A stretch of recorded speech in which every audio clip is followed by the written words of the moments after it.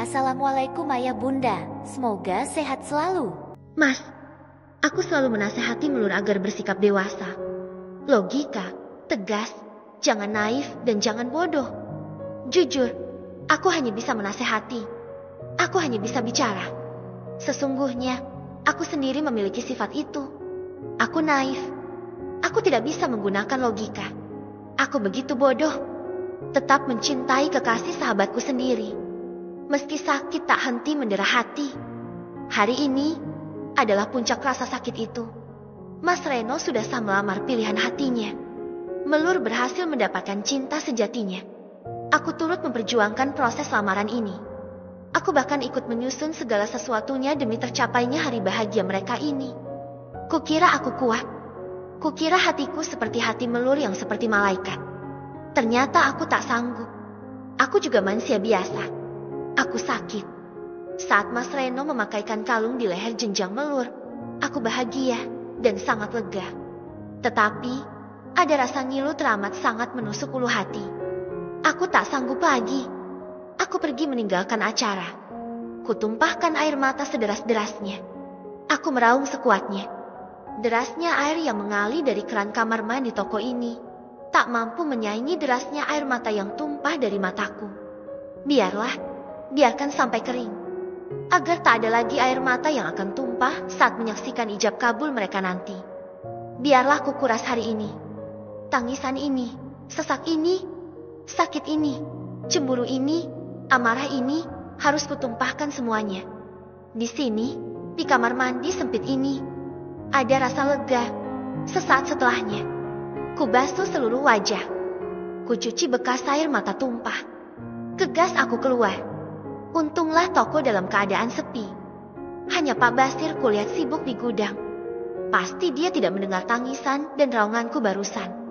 Setelah mengeringkan wajah, lalu kukeluarkan peralatan make up sederhana dari dalam tas. Kutaburi bedanggal tebal di wajah, sengaja menutupi mendung yang masih bergelayut di sana.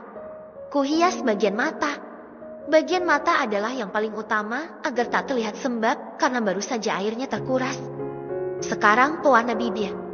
Kupatut pantulan wajah dari cermin kecil di tangan. Oke, sempurna. Sekarang tinggal mengukir senyum semanis mungkin untuk kutunjukkan di depan Melur sahabatku dan Mas Reno cinta matiku. Aku melangkah keluar dari toko. Kedua sejoli itu ada di halaman. Kenapa mereka di luar? Mas Reno menyentuh wajah Melur, seperti menghapus air mata. Melur menangis. Kenapa? Gegas ku dekati mereka. Hei, kalian di luar. Kenapa? Sapaku mengagetkan keduanya. Segera Mas Reno menarik jemarinya dari pipi Melur. Selamat? Ya. Akhirnya, yang mau jadi pengantin baru. Kamu menangis? Ya. Kok matamu basah? Kuseka tetes bening yang masih tersisa di sudut mata sahabatku. Menagis haru. Lah, aku sangat terharu. Lirihnya memelukku. Aku balas memeluknya. Semoga Melur bahagia. Semoga tak akan pernah ada lagi duka yang mendera hidupnya. Iya, perjalanan cinta kalian penuh liku. Aku juga ikut terharu. Tapi, semuanya sudah berakhir dengan bahagia. Kan, Mel? Sekali lagi, selamat. Ya, Melur melonggarkan pelukan. Sama Mas Reno, kamu gak ngucapin selamat juga. Masa aku aja? Protesnya mengerucutkan bibir ranumnya. Iya, dong, pasti. Sahutku menoleh kepada Mas Reno. Pemuda tampan itu rupanya sedang memandangiku.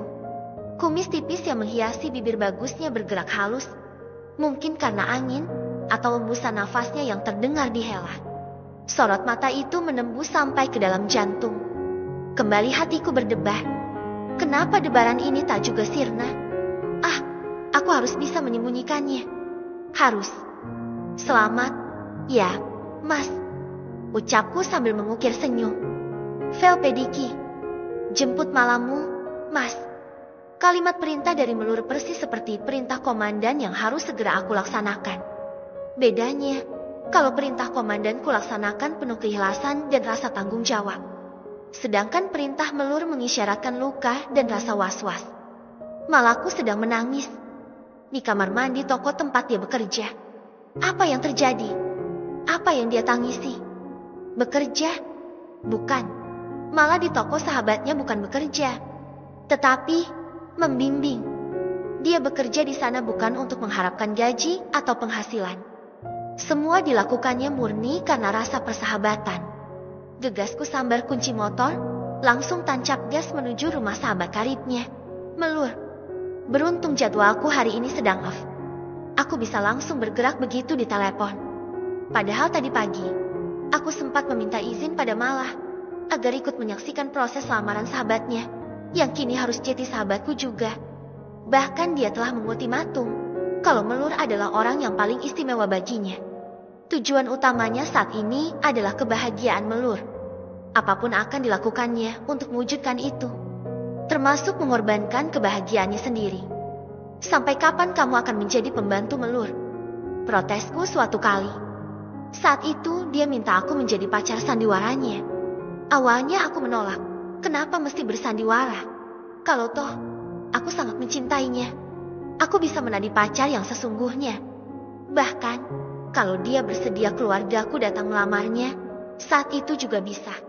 Namun dia tak pernah menganggapku. Cinta yang kutawarkan hanya angin lalu baginya. Aku tahu dia masih sangat mencintai Reno, kekasih sahabatnya itu. Sahabat yang sedang diperjuangkannya sampai Melur menemukan kebahagiaan sejatinya. Bila saat itu tiba, aku akan menyingkir dari kehidupannya. Saat ini dia sedang rapuh, sama rapuhnya dengan Mas Reno. Mereka berdua adalah korban. Orang-orang terdekatnya berkhianat, termasuk kasir di tokonya. Aku harus menggantikan kasir itu untuk sementara. Jika keadaan sudah membaik, aku akan segera melepasnya. Untuk pacaran sungguhan, aku tidak bisa. Tetapi aku sangat membutuhkan dirimu saat ini. Berpura-puralah menjadi kekasihku, agar Melur percaya bahwa aku sudah bisa melupakan Mas Reno. Tuturnya kala itu, tanpa canggung, malah mengungkapkan rasa cinta yang begitu besar kepada kekasih sahabatnya sendiri. Dia mengakui itu kepadaku, padahal jelas-jelas aku menaruh hati padanya. Sebenarnya ada rasa kecewa, marah, dan cemburu. Tetapi aku tak berhak melakukannya. Cinta tak bisa dipaksa. Namun, boleh berharap tentu saja. Aku tak akan pernah berhenti berharap. Menunggu sampai pintu hatinya terbuka. Mesti ku tahu, pintu hati itu telah tertutup rapat. Dikuncinya dengan gembok yang maha kuat. Anak kuncinya telah dibuang jauh entah kemana. Bisa saja sudah hancur atau berkarat. Namun, ku yakin kesempatan itu tetap ada. Yang di atas, dialah zat yang maha tahu segalanya. Dia juga zat yang maha membolak-balikan hati manusia. Dengan kebesarannya, ku yakin kelak suatu saat, hati malah akan terbuka juga. Ku parkirkan sepeda motorku di halaman toko, langsung berlari menuju kamar mandi. Ku ketuk kasar. Deburan air di dalam sedikit menenangkan hati. Malah ku baik-baik saja, begitu pikirku. Pak polisi, maaf. Ada apa? Pak, sebentar saya masih nanggung. Seorang karyawan toko membuka pintu sedikit dan mengeluarkan kepalanya. Oh, maaf. Saya kira malah ada di dalam. Ucapku kaget. Mbak malah di dalam rumah. Pak Pol, silahkan ke sana aja. Hari ini lamaran Mbak Melur. Iya, baik. Terima kasih. Malah ternyata sudah tak ada di toilet toko. Semoga dia baik-baik saja. Kegas aku keluar dari toko. Agak ragu untuk melangkah menuju rumah. Hei, Diki, kesini. Aku menoleh. Andi dan Rani berjalan menuju mobil. Di belakangnya Bikyati. Aku mendekat. Andi mengeluarkan berbagai wadah dari dalam mobil. Kok telat? Pos lamarannya sudah selesai. Sekarang acara makan siang bersama. Bantuin ngangkat makanan ini ke dalam rumah. Tolong, kata Andi. Maaf, aku telat. Ucapku menerima wadah yang paling besar dan membawanya ke dalam. Kupindai seluruh ruangan tengah. Mereka duduk di atas tikar yang dihamparkan di atas lantai. Mungkin karena jumlah orangnya banyak, sehingga makan siang itu dihidangkan di atas tikar, bukan di meja makan. Wajah malah tak terlihat, hanya Melur yang menyambutku dengan senyuman. Dia sudah nggak nangis. Dia ada di dapur, mengambil piring dan gelas. Temui sana. Keta Melur berbisik. Aku menurut setelah menyalami semuanya. Melur sempat memperkenalkanku kepada rehan abangnya. Cepat aku berjalan menuju dapur. Malaku sedang mengeluarkan piring dari dalam lemari kaca, ditumpuknya jeti satu. Aku melangkah mengendap, lalu berdiri tepat di belakangnya. Pelan ku peluk pinggangnya dari belakang. Mas, kamu. Sergahnya berbalik setelah berhasil melepaskan pelukanku. Aku kangen, enggak tahan, makanya aku nyusul. Maaf, ya, kataku dengan suara yang kubuat-buat. Persis seperti anak kecil yang meminta dibelikan sesuatu oleh ibunya. Aneh, pacar bukan, istri bukan, dikangenin. Katanya meneruskan pekerjaannya. Loh, kita pacaran, kan? Semua orang taunya kita pacaran. Loh, kalau orang pacaran pasti kangen-kangenan, dong. Tuntutku tetap tersenyum menggodanya. Mas, kita pacarannya cuma bohongan. Kalau di depan orang banyak aja. Dan satu lagi, hanya sampai Melur dan Reno sah lamaran. Hari ini mereka sudah sah lamaran, kan? Berarti kontrak pacaran kita selesai. Oke, kita putus. Oke, kita putus. Sekarang kita nggak pacar kontrak lagi, kan? Aku mau cari pacar yang sesungguhnya sekarang. Boleh, kan? Tantangku sengaja ingin tahu reaksinya. Boleh, dong. Silahkan. Jawabnya terlihat semeringah. Kamu gak cemburu? Misal aku jalan sama cewek lain. Tantangku. Gak bakal. Justru aku akan senang sekali. Bisa terbebas dari kejaranmu. Tapi, aku mau ucapin terima kasih dulu. Ya, beberapa bulan ini sudah jadi pacar pura-puraku. Usaha kita juga tidak sia-sia. Melur dan Reno sudah bersatu. Tugasmu sudah selesai. Semoga kamu segera menemukan kekasih yang sesungguhnya. Ya, Mas. Bah, malah bisa berkata seperti itu. Oh, benar-benar. Berarti tak ada harapan untukku. Tapi, masa iya sih? Sedikit pun tak ada rasa di hatinya. Oke, meskipun tak sebesar rasa cintanya kepada Reno, aku yakin sekali dia memiliki rasa sedikit saja untukku. Buktinya dia memilih aku yang menjadi pacar pura-puranya. Bukankah banyak cowok lain di sekitarnya? Kenapa dia memilih aku? Coba, aku yakin dia memilihku karena ada sesuatu di hatinya. Hanya saja, dia tidak mau mengakuinya atau memang sengaja dihilangkannya. Oke, akan kupikirkan nanti bagaimana cara mengujinya.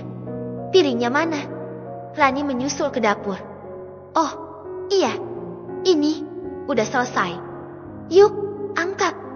Makan siang itu berlangsung dengan santai penuh kekeluargaan. Melur dan Reno terlihat begitu bahagia. Malaku juga sama. Dia terlihat ikut berbahagia. Keikhlasan terpancar nyata.